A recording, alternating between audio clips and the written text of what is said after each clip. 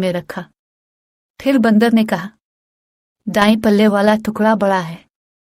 इतना कहकर उसने बड़े टुकड़े में से थोड़ी सी रोटी तोड़ी और मुंह में रख ली।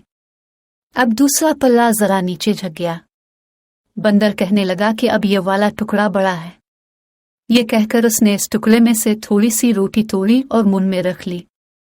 इस तरह बंदर कभी दाएं पल्ले की रोटी तोड़कर खा लेता और कभी बाएं पल्ले की रोटी खा लेता। जब दोनों टुकड़े छोटे छोटे हो गए तो बिल्लियां घबराएं।